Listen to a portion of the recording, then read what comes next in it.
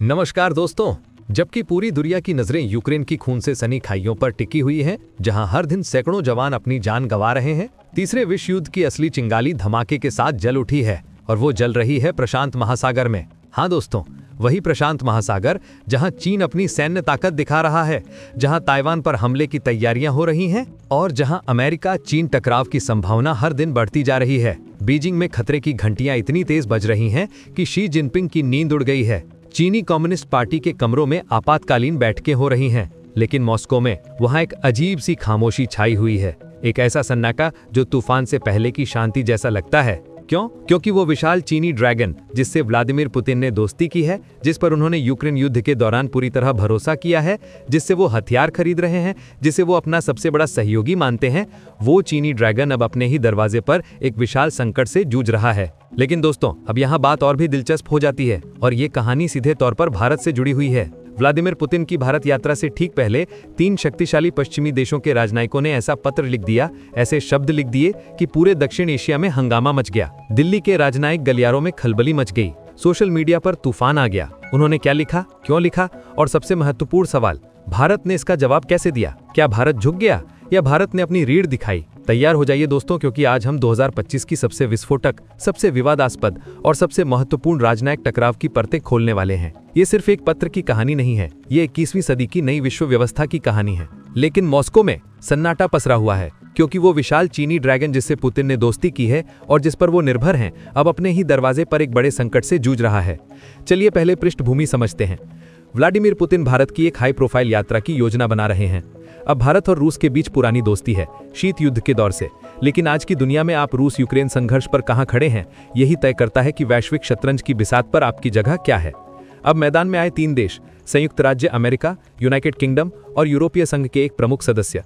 उनके राजनयिकों ने सिर्फ एक रूटीन राजनयिक नोट नहीं भेजा, नहीं, उन्होंने एक पत्र सार्वजनिक किया जिसमें मूल रूप से कहा गया कि भारत, अगर आप पुतिन के लिए रेड कारपेट बिछाते हैं तो इसके परिणाम होंगे। अब यहाँ समझने वाली बात यह है, ये सिर्फ एक यात्रा के बारे में नहीं है, ये लकीरें खींचने के बारे में है, ये गठबंधनों की परीक्षा लेने के बारे में है और ये देखने के बारे में है कि शीत युद्ध के बाद की सबसे बड़ी भू राजनीतिक पोकर गेम में कौन पहले झुकता है। पत्र में भारत की लोकतंत्र, मानव अधिकार और नियम आधारित अंतर्राष्ट्रीय व्यवस्था पर सवाल उठाए गए। इसमें सुझाया गया कि पुतिन, जो अंतर्राष्ट्रीय आपराधिक न्यायालय द्वारा वांटेड है, की मेजबानी करना दुनिया को गलत संदेश देगा। लेकिन भारत पीछे नहीं हटा। यहां से बात रोचक हो जाती है। भारत का जवाब राजनयिक तरीके से करारा जवाब था, लेकिन गरिमा और रणनीतिक चतुराई के साथ। भारत सरकार ने पलटवार करते हुए इन 3 देशों को कुछ असुविधाजनक सच्चाइयां याद दिलाईं। पहला, भारत में आज़ादी के बाद से स्ट्रेटेजिक स्वायत्तता बनाए रखी है, मतलब हम किसी से आदेश नहीं लेते। दूसरा, भारत ने पाखंड की ओर इशारा किया। जब पश्चिमी देश भारत को पुतिन की मेजबानी के बारे में उपदेश दे रहे थे, तब वो खुद पिछले दरवाजे से रूसी तेल और गैस खरीद रहे थे। भारत ने मूल रूप से कहा, आप उनका तेल खरीद रहे हैं, हम उनके हथियार और ऊर्जा खरीद रहे हैं, फर्क क्या है? तीसरा, और ये सबसे महत्वपूर्ण है, उन्होंने उन्हें याद दिलाया कि जब भारत को पाकिस्तान और चीन के साथ अपने संघर्षों के दौरान समर्थन की जरूरत थी, तब ये नैतिक रक्षक कहाँ थे? कहीं नहीं। भारतीय विदेश मंत्रालय ने एक बयान जारी किया जो प्योर आग था। उन्होंने कुछ इस तरह कहा, भारत की विदेश नीति आउटसोर्स नहीं है, हम अपने राष्ट्रीय हितों के आधार पर फैसले लेते हैं, न कि उन देशों के उपदेशों के आधार पर जिनका अपना इतिहास जटिल है। और भारतीय जनता ने इसे हाथों हाथ ले लिया। सोशल मीडिया सरकार के रुख के समर्थन में फट पड़ा। #इंडिया फर्स्ट और #स्ट्रेटेजिक ऑटोनॉमी जैसे हैशटैग दिनों तक ट्रेंड करते रहे। अब आप सोच रहे होंगे कि दुनिया के दूसरे छोर पर हुई किसी राजनयिक झड़प की मुझे क्या परवाह? बढ़िया सवाल। यहाँ बताते हैं कि ये क्यों महत्वपूर्ण है। 1, नया शीत युद्ध यहाँ है। सोवियत संघ को भूल जाइए। ये लोकतंत्र बनाम तानाशाही, पश्चिम बनाम पूर्व के बारे में है, लेकिन कहीं अधिक खिलाड़ियों और कहीं अधिक दांवों के साथ। भारत दुनिया का सबसे बड़ा लोकतंत्र है और 5वीं सबसे बड़ी अर्थव्यवस्था। भारत जहां जाएगा, दर्जनों अन्य देश उसका अनुसरण करेंगे। 2, चीन देख रहा है, वो विशाल चीनी ड्रैगन जिसके बारे में हमने शुरुआत में बात की थी। बीजिंग नोट्स ले रहा है। अगर पश्चिम भारत को धमकाकर झुका सकता है, तो चीन जानता है कि वह एशिया, अफ्रीका और लैटिन अमेरिका के छोटे देशों के साथ भी ऐसा कर सकता है। लेकिन अगर भारत मजबूती से खड़ा रहता है, तो ये अन्यों को भी पश्चिमी दबाव का विरोध करने के लिए प्रोत्साहित करता है। 3, ऊर्जा और अर्थशास्त्र। 2030 तक भारत दुनिया की तीसरी सबसे बड़ी अर्थव्यवस्था बनने का अनुमान है। वे अमेरिकी व्यवसायों के लिए एक महत्वपूर्ण बाजार हैं, एप्पल से लेकर अमेजॉन और बोइंग तक। भारत को दूर करने का मतलब है उन्हें रूसी और चीनी के मुंह में धकेलना। ये अमेरिकी जॉब्स के लिए बुरा है, अमेरिकी कंपनियों के लिए बुरा है और अमेरिकी प्रभाव के लिए बुरा है। 4, सैन्य पार्टनरशिप। अमेरिका और भारत क्वाड का हिस्सा हैं, जापान और ऑस्ट्रेलिया के साथ, जो इंडो पैसिफिक में चीनी आक्रामकता को मुकाबला करने के लिए डिजाइन किया गया है।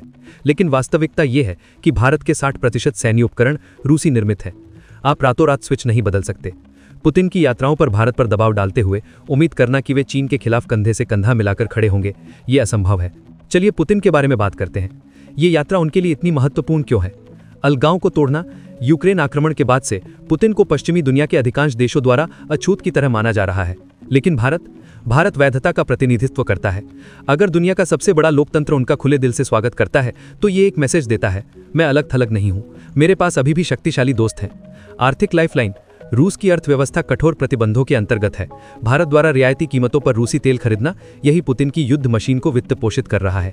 ये विवादास्पद है जरूर, लेकिन भारत के दृष्टिकोण से वे सस्ती ऊर्जा प्राप्त कर रहे हैं, जबकि पश्चिमी यूरोप दशकों से यही कर रहा था। राजनीतिक लाभ। पुतिन जानते हैं कि भारत और पश्चिम के बीच दरार डालना रूस को लाभ पहुंचाता है। हर बार जब पश्चिम भारत को उपदेश देता है तो ये नई दिल्ली को मॉस्को और चीन की ओर थोड़ा और पुश करता है। पुतिन लंबा खेल खेल रहे हैं, लेकिन यहाँ ट्विस्ट है। भारत किसी की कठपुतली नहीं है, वे अपना खुद का खेल खेल रहे हैं। वे रूसी तेल और हथियार लेंगे, अमेरिकी तकनीक और निवेश लेंगे और अपना स्वतंत्र रास्ता बनाए रखेंगे। ये रस्सी पर चलना है, लेकिन अब तक वे इसे अच्छे से कर रहे हैं। तो ये हमें कहाँ छोड़ता है? इन राजनयिक पत्रों पर विवाद वैश्विक शक्ति गतिशीलता में एक मौलिक बदलाव को प्रकट करता है। वे दिन चले गए जब वॉशिंगटन, लंदन और ब्रुसेल्स दुनिया के बाकी हिस्से को शर्तें तय कर सकते थे। वे दिन खत्म हो गए हैं। हम एक बहुध्रुवीय दुनिया में प्रवेश कर रहे हैं, जहां भारत, ब्राजील, इंडोनेशिया और तुर्की जैसे देश अपनी ताकत दिखा रहे हैं और किसी और की लड़ाई में पक्ष लेने से इनकार कर रहे हैं। अमेरिका के लिए तो इसका मतलब है कि हमें एक नई रणनीति की जरूरत है। धमकियां और अल्टीमेटम अब काम नहीं करते। हमें साझेदारियों की पेशकश करनी होगी, संरक्षणात्मक उपदेशों की नहीं। हमें समझना होगा कि देशों का अपना इतिहास है, अपनी सुरक्षा चिंताएं हैं और अपने राष्ट्रीय हित हैं। पुतिन की भारत यात्रा से पहले का पत्र विवाद प्रभाव के लिए बहुत बड़ी लड़ाई में सिर्फ एक युद्ध है।